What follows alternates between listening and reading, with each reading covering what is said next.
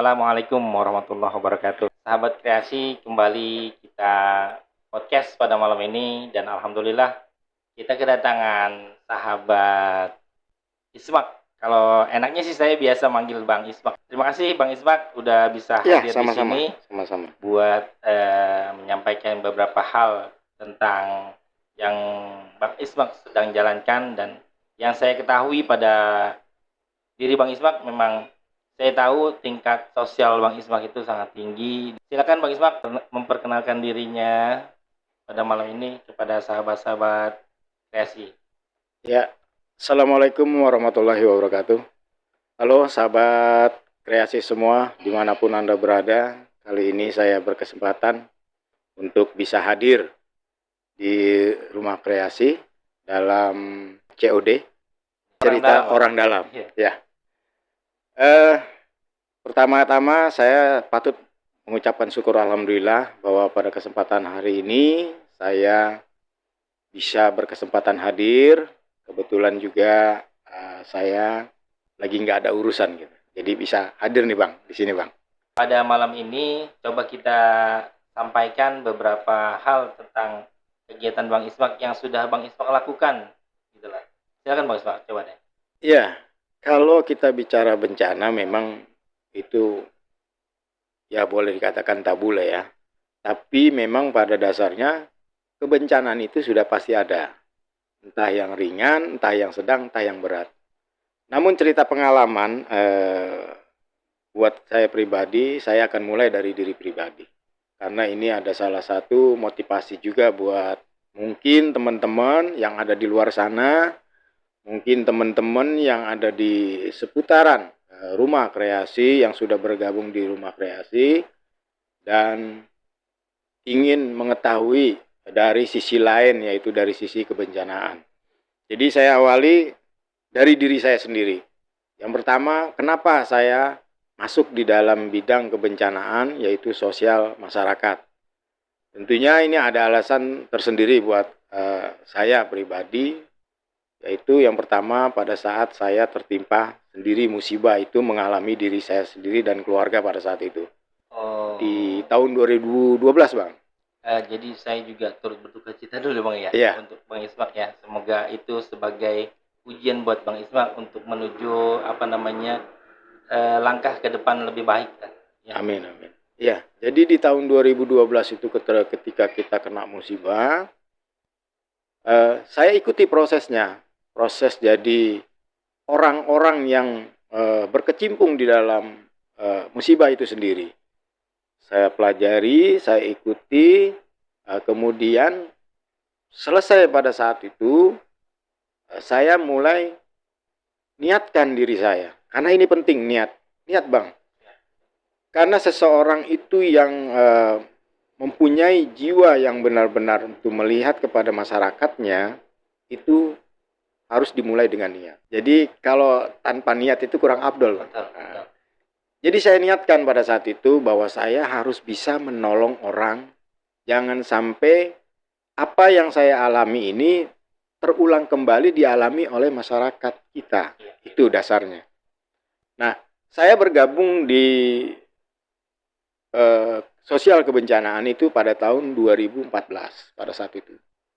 Pada saat itu dibentuklah yang namanya Kampung Siaga Bencana Kelurahan pada saat itu. Pada saat itu memang yang membentuk itu sebenarnya Kementerian Sosial. Cuma kami dibina oleh Dinas Sosial. Nah, kemudian disosialisasikan di tingkat Kelurahan Kampung Muara pada tahun 2014. Nah, disitulah saya masuk. Diawali dengan pembentukan tim yang ada pada saat itu, kalau nggak salah jumlahnya kurang lebih 25 orang. Nah, itu tidak serta-merta tim itu langsung jadi Bang. Gitu ya. Iya, langsung jadi. Tapi boleh saya tanya juga nih ya, KSB itu apa sebenarnya sih Bang? KSB. Jadi KSB itu adalah panjangan dari Kampung Siaga Bencana. Artinya Kampung Siaga Bencana ini adalah orang-orang yang peduli terhadap bencana. Jadi bukan sekedar orang yang masuk dalam tim kampung siaga bencana yang diundang, kemudian dia masuk, kemudian terbentuk kampung siaga bencana. Bukan seperti itu. Tapi kampung siaga bencana ini adalah miliknya masyarakat di lingkungan, dan siapapun orangnya, yang penting dia punya rasa peduli terhadap kebencanaan yang ada di lingkungan kita sendiri. Jadi dari situ nih dulu berangkatnya nih. Nah, pada saat itu saya ditunjuk sebagai ketua kampung siaga bencana dengan ornamen yang ada di tingkat kelurahan. Jadi bencana berbasis masyarakat. Nah, KSB sendiri sebenarnya adalah bagian dari ornamen yang ada di tingkat kelurahan. Jadi bukannya kampung siaga bencana ini urusan kebencanaan ini KSB, bukan. Jadi KSB itu bagian dari ornamen yang ada di tingkat kelurahan, masuk dalam salah satu bidang kebencanaan. Seperti itu. Itu sebenarnya gini Bang, KSB itu hanya di tingkat kelurahan atau ada unit-unit lainnya di RW-RW gitu loh? Ya, sementara ini dari aturan yang ada, memang KSB ini berada di tingkat kelurahan. Oh. Ya, di tingkat kelurahan. Kemudian yang menjadi komandonya itu adalah para lurah yang ada di kelurahan. Jadi seluruh yang ada di DKI ini, KSB ini komandonya adalah Pak Lurah.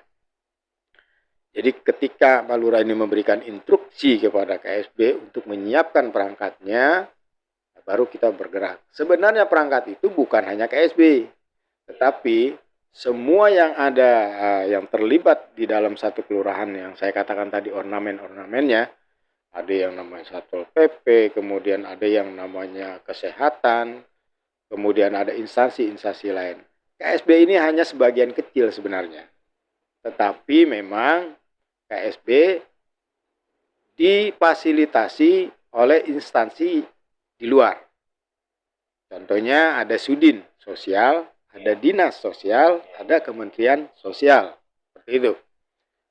Nah, kalau di saat bencana, instansi-instansi inilah yang memberikan fasilitas kepada kita, baik itu untuk DU-nya, dapur umum, kemudian ada logistiknya untuk kita olah ketika saat bencana, ataupun bantuan-bantuan yang sifatnya non-natura.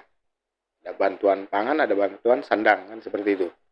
Nah, salah satunya KSB ini membantu di posko yang ada. Jadi saya lihat ini Bang, KSB ya. KSB itu sebagai apa ya? Motor gitu ya. Motor penggalangan massa untuk sosial di masyarakat gitu Bang ya. Kalau dikatakan motor juga bukan ya, karena memang kita kan nggak punya kewenangan. Tidak punya kewenangan untuk memberikan satu bentuk kebencanaan di tingkat masyarakat. Nah, tergantung pemimpinnya. Kalau pemimpin itu memberikan satu kewenangan, kita bisa bersosialisasi di masyarakat, maka KSB siap bersosialisasi. Seperti itu. Jadi fungsi tepatnya apa tuh Bang? Fungsi tepatnya KSB yang dibentuk di tingkat kelurahan sama Pak Lurah itu? Ya. Fungsi tepatnya itu kita membantu masyarakat ketika terkena bencana. Itu. Nah, kalau kita mengurai lagi tentang KSB, KSB itu ada di 3 tahapan yang harus dimainkan gitu. Istilahnya ada saat pra bencana, saat bencana, pasca bencana. Nah, dari 3 itu apa yang seharusnya kita lakukan? Nah, pada saat ini memang kalau masyarakat umum hanya melihat di saat bencana. Iya. Ya. Di saat bencana, ada KSB. Entah itu dia membuka dapur umum atau dia membantu posko yang ada pada saat bencana. Seperti itu. Padahal sebelum-sebelumnya bencana terjadi, KSB sudah melakukan hal-hal terkait Betul, kebencanaan gitu Bang ya. betul. Harusnya itu terjadi, Bang. Harusnya itu terjadi. Namun KSB yang ada pada saat ini, saya justru mendorongnya ketiga tahapan tadi, pra, saat, pasca itu, kebanyakan saya gabung di pra dan saat bencana. Kenapa? Karena disitulah kesempatan kita untuk bisa bersosialisasi tentang bencana.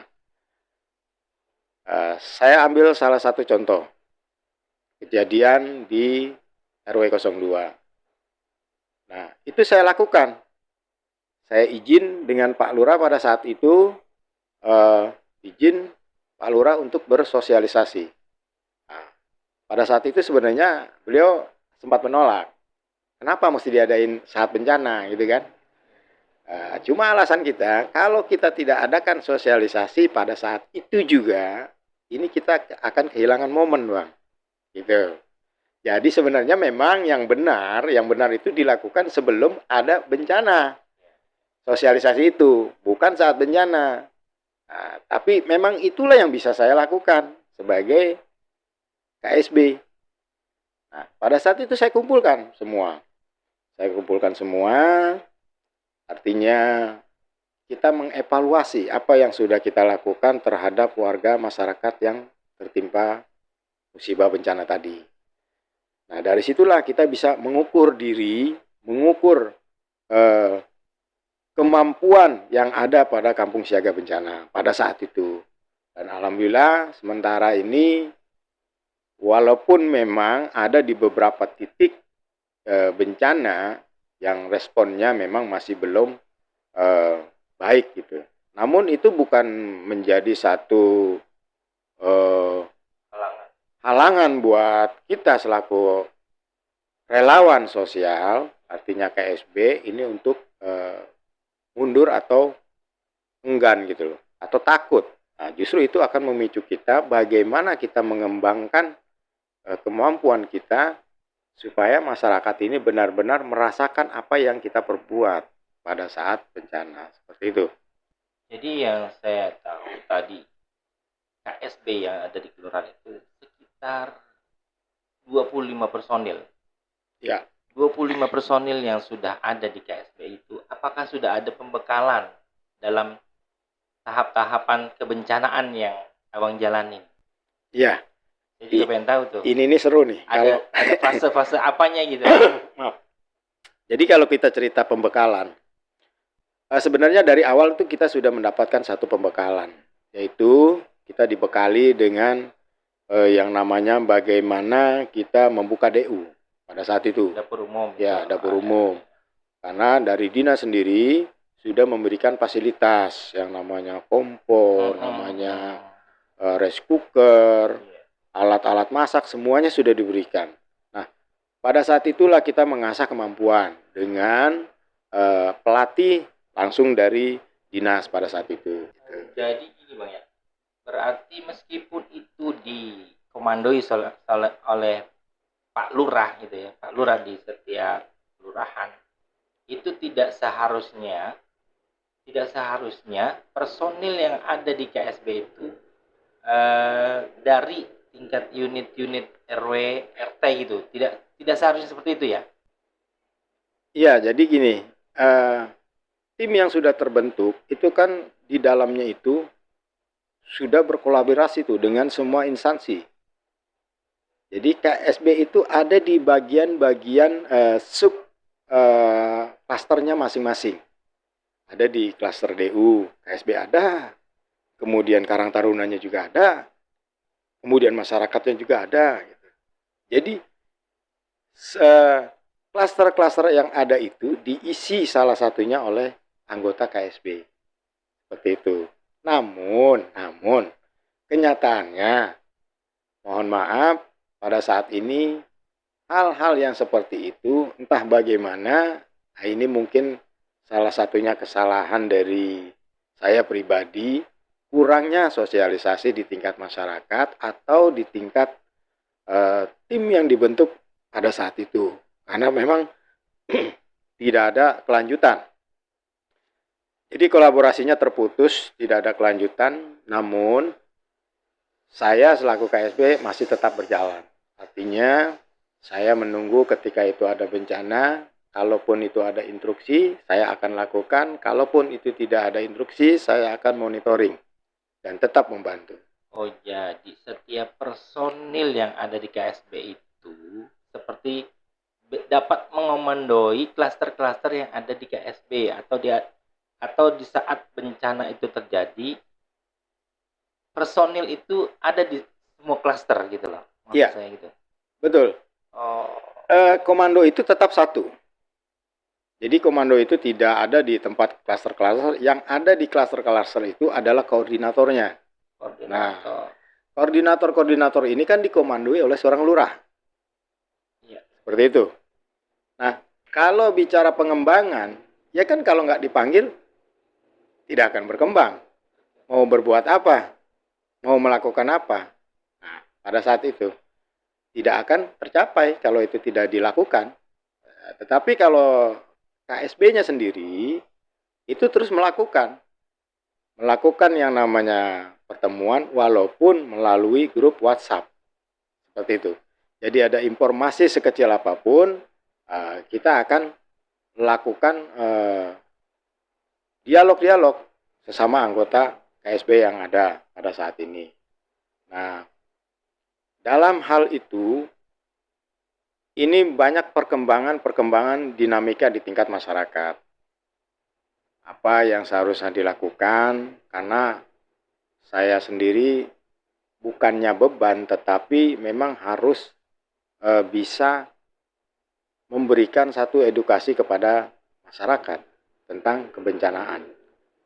Karena kalau kita bicara kebencanaan seperti yang saya katakan tadi itu, sepertinya ya dibilang harus yang enggak, dibilang enggak, ya tapi memang harus ada gitu. Ya. Kalau abang bilang tadi ini bukan beban, ya memang bukan beban. Ya. Artinya ini panggilan jiwa loh, Bang. Betul, Ya, betul. Panggilan betul. jiwa sosial betul, kita betul. sebagai masyarakat, Ya. bagaimana bisa bermanfaat untuk masyarakat. Betul, betul. Apalagi kebencanaan ini kan mana ada sih yang tahu ya? Betul, betul. Mana ada yang tahu bakalan terjadi seperti itu? Ya. Kan? Kalau tidak ada jiwa-jiwa yang terpanggil seperti ya nama Bang Iswak, kemungkinan ya masa bodoh aja mungkin yang lainnya, gitu kan? Betul. Dan saya juga berharap ini bisa menularkan jiwa-jiwa sosial kepada sahabat-sahabat muda yang ada di Kampung Muara. Terus gini Bang, gimana caranya Abang tuh sementara sekarang ini, mulai sekarang ini, untuk menularkan jiwa sosial ini kepada teman-teman muda? Ya, saya sih juga berharap bahwa bukan tidak ada jiwa-jiwa sosial yang ada di Kampung Muara ini, Bang. Ya. Sebenarnya banyak yang mempunyai jiwa-jiwa sosial itu. Cuman terkadang memang mereka itu mungkin masih sibuk. Yang keduanya mungkin masih belum tahu apa sih itu bencana itu sendiri. Nah itu. Nah, kalau saya inginnya gitu, siapapun itu, baik itu anak muda yang ada di dalam organisasi-organisasi kemasyarakatan yang ada, itu bisa bergabung. Bisa bergabung dalam artian bukan untuk sekedar saya masuk ini nanti bajunya bagus loh ini, bukan sekedar itu. Tapi yang saya harapkan adalah generasi muda yang punya jiwa kepedulian yang tinggi lah, seperti itu. Berangkat dari hati nuraninya sendiri. Artinya saya mau bergabung dengan kebencanaan, apapun itu namanya, mau KSB, mau BPBD, mau apa, silakan. Yang penting terpanggil dulu. Nah, karena apa? Karena memang jiwa-jiwa muda inilah yang seharusnya menempati posisi-posisi itu. Karena itu yang dibutuhkan oleh masyarakat. Gitu. Contohnya saya juga kan nggak mungkin selamanya ini harus ada di KSB. Harus ada generasi yang baru yang bisa memimpin gitu kan. Nah, dari itu, sekali lagi saya memang berharap kepada kaum muda, coba kita berkolaborasi dulu. Berkolaborasi artinya sama-sama ingin tahu bagaimana cara paling tidak mengetahui dulu deh bencana itu apa. Nah, seperti itu. Kemudian coba mendalami bagaimana kita bisa sedikit ikut serta, ikut membantu. Bukan dalam artian bahwa saya ini mampu gitu, bukan. Tetapi ikut membantu dalam hal kebencanaan itu sendiri. Nah, supaya apa? Supaya kalau sudah masuk di dalam kebencanaan ini, mereka paham apa yang harus dilakukan. Jadi bukan hanya sekedar ngumpul, kemudian ada bencana ngumpul, dan mereka tidak tahu apa yang harus dilakukan, cuma sekedar ngumpul gitu kan. Ini termasuk apa sih namanya, kalau di organisasi itu manajemen organisasi gitu ya, manajemen kebencanaan gitu ya. Iya, ada memang pelatihan-pelatihannya itu ada yang disebut manajemen kebencanaan dalam keseluruhan ya, disebut manajemen kebencanaan. Namun ada bagian-bagiannya lagi tuh. Ada bagian-bagiannya lagi. Salah satunya manajemen posko, manajemen DU, terus manajemen klaster. Nah, itu ada semua. Nah, itu dilakukan secara berjenjang. Artinya ada kemampuan dari individu personalnya anggota KSB ini untuk mengikuti setiap pelatihan-pelatihan. Karena pelatihan ini kadangkala kita tidak lakukan sendiri, tapi ada instansi lain yang melakukan itu, kita kirim anggota untuk bisa mengikuti pelatihan itu tersebut. Nah, sekali lagi memang yang pertama itu saya berharap untuk jiwa-jiwa muda ini mau ikut gitu, masuk di dalam dunia kebencanaan, dimanapun Anda berada, silakan ikut bergabung dan berkomitmen untuk bisa membantu masyarakat, paling tidak masyarakat lingkungan kita. Itu aja dulu. Gitu. Jadi kalau penanaman kompetensi kebencanaan itu tidak harus program yang dilaksanakan oleh KSB. Ya. Jadi, beberapa program itu bisa diikutsertakan kepada dinas-dinas terkait. Betul, betul. Jadi program itu bisa dibuat oleh kita sendiri KSB kalau emang itu mumpuni. Ketika itu tidak mumpuni, ada instansi yang membuat program. Nah, disitulah biasanya kita mengirim anggota atau kita sendiri yang hadir di sana, gitu, untuk mengetahui kapasitas kemampuan diri personal KSB-nya sendiri, seperti itu. Nah, kalau untuk pengembangan-pengembangan yang lain ini, di Kapuk Muara sebenarnya bukan, saya katakan bukan tidak ada orang, bukan tidak ada yang punya jiwa-jiwa sosial, ini banyak. Cuman memang mereka belum mempunyai kesempatan untuk bergabung, itu saja. Kemudian banyak juga mereka belum mengetahui apa sih yang namanya KSB, apa sih yang namanya kebencanaan. Karena saya pun menyadari dari diri sendiri bahwasanya KSB belum bisa melakukan sosialisasi terbuka untuk umum, seperti itu. Ya. Mudah-mudahan sih ya beberapa waktu ke depan Abang selaku penggiat organisasi, penggiat dari lembaga KSB untuk sosial itu bisa melaksanakan sosialisasi yang dilakukan kepada masyarakat sebagai pengetahuan lah, untuk teman-teman muda yang ada di Kapuk Muara. Kiranya ke depan nih Bang, ke depan ada waktu atau program yang akan dilaksanakan untuk sosialisasi itu atau gimana? Ya, alhamdulillah memang program ini sudah coba saya lakukan pada saat itu di tahun sebelum pandemi, tahun 2020 ya, 2019 lah ya gitu ya. Nah, 2019. Pada saat itu KSB mencoba berkolaborasi dengan para stakeholder, kemudian para RT dan RW, sempat kita kumpul-kumpul bareng di kelurahan untuk membahas masalah kebencanaan ke depan KSB di tingkat wilayah Kapuk Muara, seperti itu. Dan alhamdulillah juga kita sudah melakukan pertemuan-pertemuan pada saat itu, baik di RW 1 maupun di RW 2 pada saat itu. Dan mereka sepakat dan kita sepakat dan sudah membuat satu programnya pada saat itu, program pelatihan. Yang kita libatkan itu kalau nggak salah ada 6 RW di kita. Dengan jumlah anggota personil pada saat itu kita merencanakan sekitar 105 orang pada saat itu. Nah, sudah jadi sebenarnya program itu, dalam artian dituangkan dalam tulisan. Sudah jadi programnya dan kita juga bisa alhamdulillah berkolaborasi dengan instrukturnya BPBD. Alhamdulillah kita juga didukung pada saat itu oleh BNPB-nya. Jadi teman-teman nih yang ada di BPBD dan instruktur yang ada di DKI Jakarta itu mendukung kita, termasuk Tagananya pada saat itu. Beliau menyempatkan hadir pada saat itu untuk melakukan pertemuan. Nah, dan itu pun sudah dilaporkan oleh kita ke tingkat DKI. Pada saat itu ke Dinas Sosial, kemudian ke Sudin, itu sudah diketahui semua. Sampai pada akhirnya kita melanjutkan program itu ke Kementerian Sosial pada saat itu. Dan di sana sudah mulai diterima pada saat itu.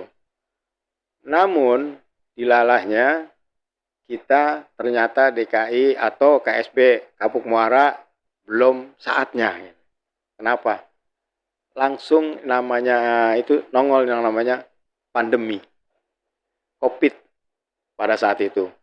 Kenapa KSB tidak mempunyai fasilitas anggaran? Memang KSB itu tidak ada anggaran. Baik itu dari kementerian maupun dari dinas maupun dari Sudin, itu tidak ada anggaran. Jadi KSB ini anggarannya itu anggaran mandiri, artinya dari masyarakat untuk masyarakat. Seperti itu. Nah, kenapa juga sih harus dibentuk di unit? Itu pertanyaan juga kan Bang ya. Pertanyaan. Kenapa harus dibentuk di unit? Karena saya beranggapan beberapa kali saya ngadain pertemuan, ketika ada pertemuan di tingkat kelurahan tentang kebencanaan. Bahkan saya berkomentar pada saat itu di acara kebencanaan dihadiri oleh BPBD juga. Kita kan nggak pernah bisa membayangkan Bang, kalau skenario bencana itu terjadi di lingkungan kita, katakanlah Kapuk Muara ini, 80% atau 75% terkena bencana. Dengan personil KSB ada berapa? Ada 25. Yang aktif berapa? Gitu kan, seperti itu. Nah, hitungan angka-angka itu ternyata nggak masuk gitu. Kalau buat pemikiran saya gitu. Iya kan? Bencananya itu kan adanya di wilayah kita semua. Dengan sementara personil yang 25 orang itu terkena bencana juga. Terkena bencana juga, ya. Jadi betul. Jadi dari dasar pemikiran itu kita coba perkecil. Artinya apa? Masyarakat juga ikut bertanggung jawab. Kan sepertinya. Saya juga pun berharap dunia usaha yang ada di wilayah Kapuk Muara ini bisa berkecimpung di dalam kebencanaan. Karena memang kalau dalam bencana nasional itu ada 3 pilarnya itu di situ. Ada yang namanya kebencanaannya, kemudian juga ada masyarakat, unsur masyarakatnya, unsur pemerintah, masyarakat, dan dunia usaha. Itu sebenarnya terkait semuanya. Nah, dari situlah saya coba membangun di unit ini dengan mendekatkan diri kita kepada pengurus wilayah itu sendiri. Karena saya berharap kalau dengan pengurus wilayahnya sendiri ikut bersama-sama membangun kebencanaan ini dengan mempersiapkan timnya, maka dengan sendirinya pemerintah masyarakat dunia usaha ini juga bisa tercapai walaupun hanya di tingkat unitnya. Karena kan memang seorang ketua wilayah sendirilah yang tahu sumber-sumber anggaran itu bisa diambil dari mana aja, kan seperti itu. Nah, dari situlah saya berharap ini bisa dilakukan. Karena di DKI sendiri ini memang belum ada metode itu. Di DKI sendiri belum ada metode itu. Namun kita coba membuat program itu. Karena dengan pemikiran-pemikiran dasar yang ada dalam kebencanaan itu, ini mudah-mudahan bisa membangun masyarakat yang mandiri. Artinya bisa membantu masyarakat minimal mengurangi resiko daripada bencana itu sendiri. Itu ya. Ya, secara individu. Meskipun ada berbagai yang namanya SP. Betul, dalam betul. penanganan manajemen bencana. Betul. Itu berharap gitu Pak. Ke depan Bang Isbak, mudah-mudahan saya selalu Amin, amin, amin. banyak Ya, ya, ya. kesehatan yang Betul, betul. maksimal lah. Ya. Karena program ini jarang-jarang orang yang pada paham lah. Betul. Orang yang pada mau tahu gitu loh bahasanya. Iya. Ya kan? Ya mudah-mudahan program yang Bang Isbak menjalani ke depan untuk pengenalan mitigasi bencana, ya kebencanaan bagaimana manajemennya, itu mudah-mudahan bisa terlaksana. Amin, amin, amin. Dan ini sebagai jalan amal baik kita dalam memenuhi kebutuhan di masyarakat dalam penanganan bencana. Ya, betul. Sudah sampaikan sedikit banyaknya, memberikan pengetahuan buat kita semuanya sebagai sahabat rumah kreasi. Mudah-mudahan podcast tentang kebencanaan ini bisa kita lanjutkan ke depan dan ada momen-momen terkait paparan atau penyampaian tentang kebencanaan yang harus kita semuanya tahu. Ya, Bukan amin, hanya amin. Bang Isbak, Betul. bukan hanya saya, bukan hanya Pak Lurah, bukan hanya Pak RW, karena bencana itu timbulnya tiba-tiba dan tidak memandang siapa yang ada Betul. di situ. Betul, betul. Dan semoga pertemuan ini banyak manfaat buat kita semuanya. Amin, amin. Dan apa yang sudah disampaikan banyak baiknya, banyak pengetahuan yang disampaikan tentang kebencanaan buat kita semuanya. Dan alhamdulillah, semoga sekali lagi Pak Isbak banyak waktu, banyak sehatnya gitu kan. Amin, amin, Ya, amin. banyak umurnya supaya bisa menularkan pada kaum muda untuk tampil dalam kepeduliannya menghadapi bencana dan penanganan terhadap bencana tersebut. Sekali lagi, saya sangat terima kasih sama Bang Isbak. Siap, Mohon siap. maaf kalau time-nya ini cuma sedikit. Ya. Mungkin nanti kita bisa Sama-sama. dalam waktu-waktu yang lain. Oke. Baiklah, sahabat kreasi, cerita orang dalam yang sudah kita laksanakan pada malam ini, semoga penuh manfaat buat kita semuanya. Dan saya mohon, dan kita juga berharap teman-teman muda yang ada di Kabupaten Muara khususnya bisa peduli dan bisa menyempatkan diri untuk tampil dalam penanganan kebencanaan yang khususnya ada di Kabupaten Muara. Terima kasih pada sekali lagi buat Bang Isbak. Terima kasih. Umur sehat selalu. Amin, amin, amin. Assalamualaikum warahmatullahi wabarakatuh. Waalaikumsalam warahmatullahi wabarakatuh.